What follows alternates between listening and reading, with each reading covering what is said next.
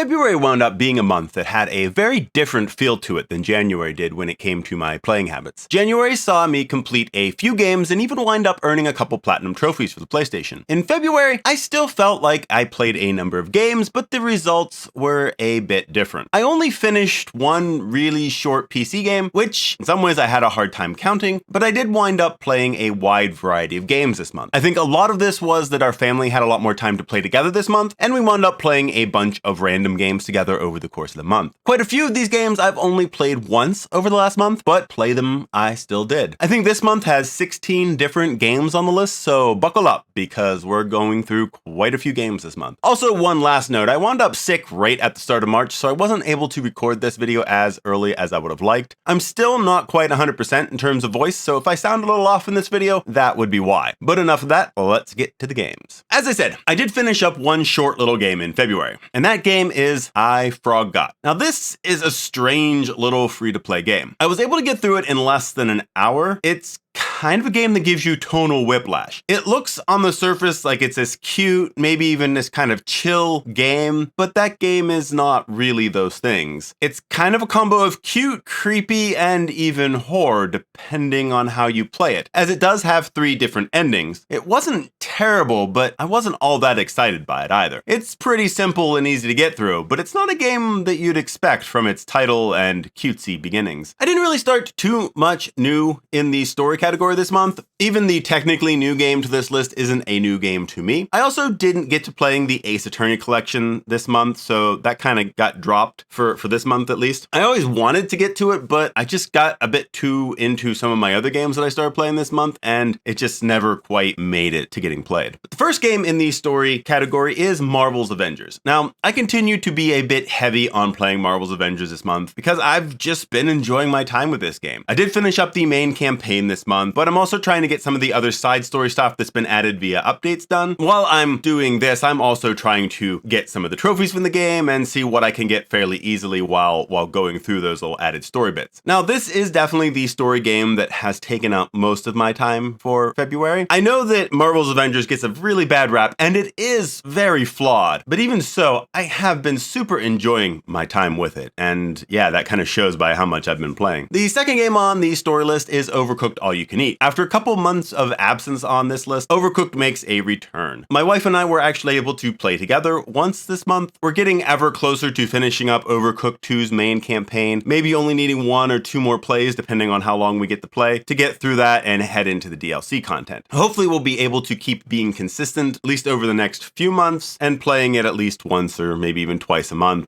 The third story game is Stardew Valley. This game could technically go in a number of different places depending on where I'm playing it. I've technically beaten the game before, so if I was playing on the PS5, this would go into the trophy category because I do have a couple last few trophies in the game to earn. But that is not what I did this month, as I recently started playing on the PC and then started a playthrough of the mod Stardew Valley Extended. So far, it seems like there is quite a bit different in this mod, so I'm really looking forward to discovering all that the mod has to offer. I know that the story probably won't be that much different than the base Stardew Valley game, but with new characters and new locations and things like that, I'm really kind of excited to see all the different additions that are there to make the game even bigger and hopefully even better. Now, Stardew Valley is also one of those games that I can just come back to time after time and enjoy myself quite a bit. So I also wouldn't be surprised that even if I wind up beating the story here, that you'll find it on the endless list at some point because I'll just probably keep playing it off and on throughout my time. But for now, I'm going through the story of the mod, and so I'll stick it in the story category for the time being.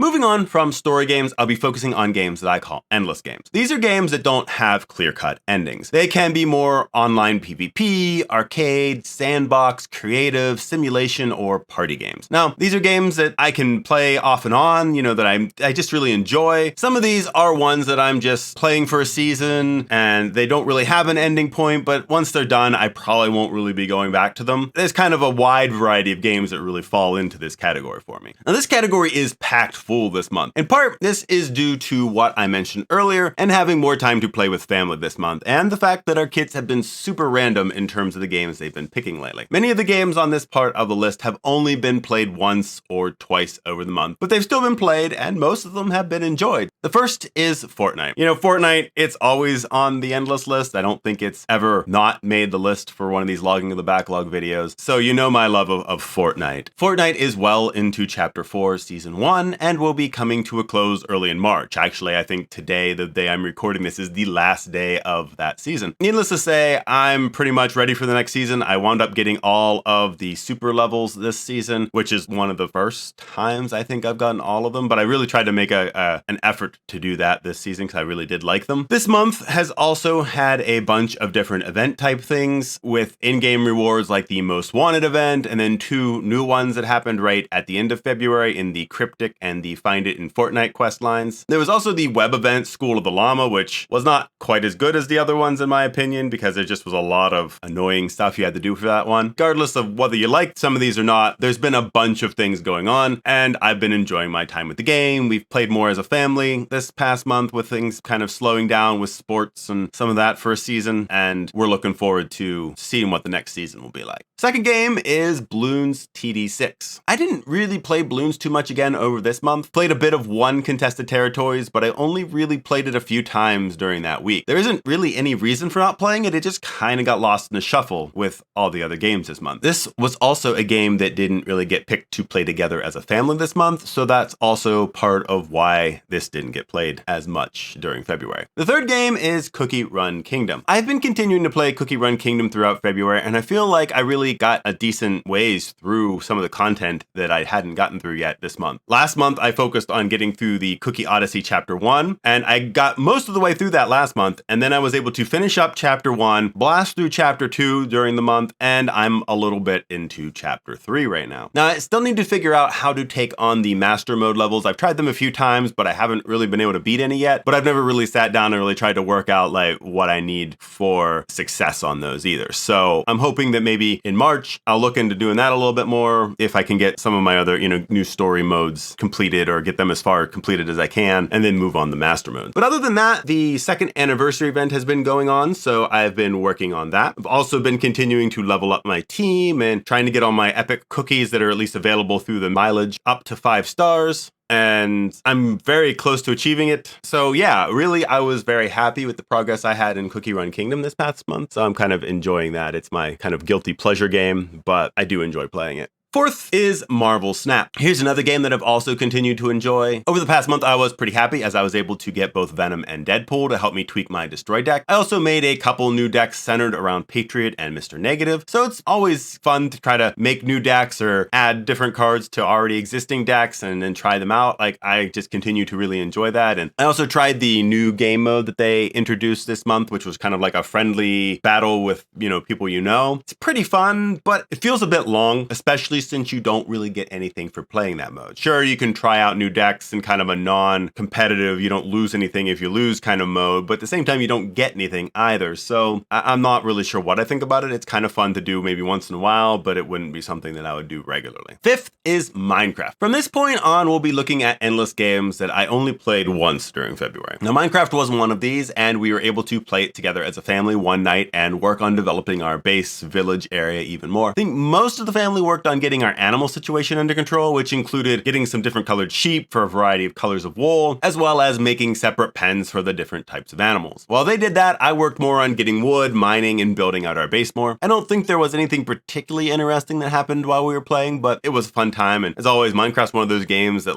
you can just lose time super quick while playing. And it's always like, wow, we're done already. It's time for the kids to get ready for bed. And it just seemed like we just got into playing. But yeah, so Minecraft's always a lot of fun, even if you don't wind up getting what might seem like a lot done. Sixth game in the endless category is Terraria. Now, the kids had some days off around President's Day, so we were able to have a day to play some Terraria and continue our world from the summer. Again, we only got this one time to play, but I feel like we really made it count. I was able to explore the underground desert without dying nearly as much since I upgraded my equipment the last time we played, which was really nice not to be dying multiple times, over the hour or two that we get to play. We were also able to farm the destroyer a couple times and also took out Plantera, which, despite kind of worrying that it was going to be kind of a difficult fight, we took her out pretty easily. So we were all pretty happy with that. And doing all this, we wound up, getting the upgraded dungeon, and we were able to get some upgraded equipment as well in this playthrough. So hopefully next time we'll be even more ready to make some more progress. 7th game is Jackbox Party Pack 3. We also played some Jackbox Party Pack 3 during February. We played a round or two of TKO, and then played what is probably one of our favorite games from this pack, Faking It. Even though the final round of Faking It seems to be super difficult if you're the one stuck as the faker, we still really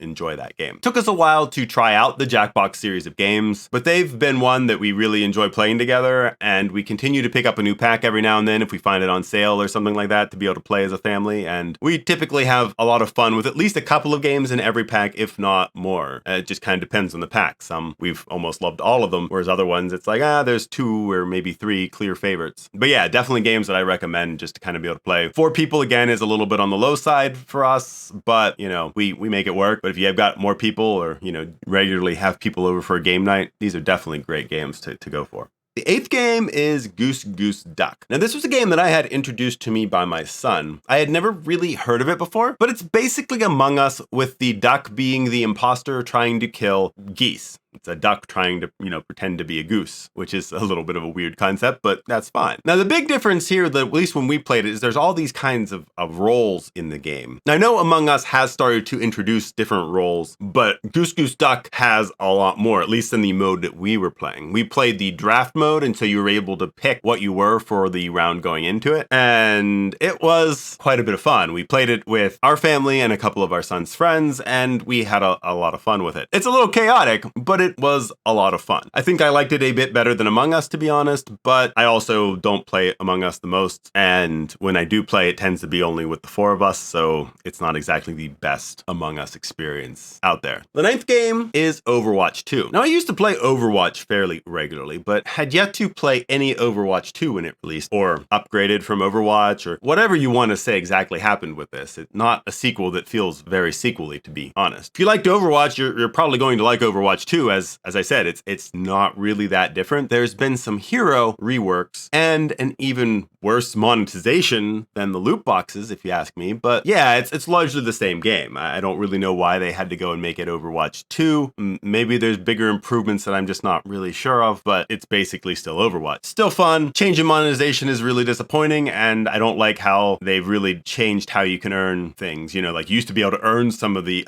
loot boxes by doing various things fairly easily over the course of a week, but now they're like earning currency. It really stinks. I'm not a huge fan of the way they went with Overwatch 2, but in terms of base gameplay, it's still a lot of fun. It's just that other stuff that gets in the way. Number 10 is 100% Orange Juice. Now, here's a game from deep in my backlog. I don't even entirely remember how I got it. Maybe it was part of a bundle. Maybe it was just on sale for really cheap, and I got sucked in by the vibrant, colorful visuals. Regardless of its origin, I finally played it, but I was not super impressed. It's basically a board game where everything is pretty much decided by rolling dice. There are some cards that you can get in the game, which I suppose are supposed to be for strategic things, but they're either also very luck-based or so minor that they don't really change anything for you. Now, I'll give this one a bit more of a chance, but so far the game is not one I've been enjoying. I know there are ways to unlock new cards, so maybe there are more powerful cards out there, but even those are based on this very luck-based system that's you get the credits for buying these cards by playing games, but the game's not super enjoyable, then it creates this loop that I'm not sure I'm going to really enjoy for very long. But we'll see. I'll give it some more of a chance and make my decision then. And the last endless game is Just Dance 2014. Now, I know Just Dance 2014, what the heck? That's kind of an old game to be pulling out. And it is, but we pulled it out and danced to some of our old favorite songs. We have a few of the different Just Dance games. I think we have 2014, 2015, and 2016. So all of them are fairly old, and it had been a while since we'd really played any of them. But it was quite a bit of fun to pull one out and dance together. It was particularly fun because we got to see how much our kids had improved since the last time we'd played, which is to say that they had considerably improved since the last time that we played. It was a much closer battle to see who would win each of the songs, and it actually made the game quite a little bit more fun, especially because you didn't have people getting discouraged because they weren't quite able to do the moves as well as, some of the other people. Now, Just Dance, I feel like, is kind of one of those, it's not a great game or it has some major flaws, but it is a lot of fun, and really that's the most important part, isn't it? So we did have some fun pulling that out. I kind of hope that we pull a Just Dance out a little bit more often, but we'll see what happens. Now, finally, we have games that I'm working on trophies or achievements for. Now, I may not get all the trophies in these games, but these are games where I'm focused on that aspect of the game. Now, I didn't really have any new games I was focusing on to finish up with trophy lists, so it's just the one this month, and that is Gems of War. I didn't wind up earning any new trophies this month, but I have been continuing to play weekly, working on increasing my level. Kind of feels like a never-ending grind, but they did at least add a new kingdom this month, which is giving me something different to do. Otherwise, I've mostly been working on my daily quests and the delves here. I'm honestly not sure how much longer I'm really going to play this game. As I said, I play fairly regularly, but the trophies here are such a grind or require being a part of an active guild, and I'm just not sure it's worth it. We'll see, but this game could wind up on my completed pile soon as a game I'm just moving on from. Now that wraps up what I've been playing for February 2023. It felt like such an odd month to me. I played a lot of different games, but only a few of them were ones I spent a lot of time with over the course of the month. I don't have too many months like this, so it'll be interesting to see how March goes. Will it be more like January, a repeat of February, or go in some completely different direction? I guess I'll just have to wait and see. So how about you? What have you been playing in February 2023? Have you picked up any new releases over the month? Just been playing old favorites? Games that you're trying to remove from your own backlogs? Let me know in the comments, as it's always fun to see what others are playing and if those games are worth adding to my own backlog. But I hope everybody had a great month and a great start of March with the way this video is coming out, and that you've been playing lots of fun games. But that's all for this month, and we'll see you next time.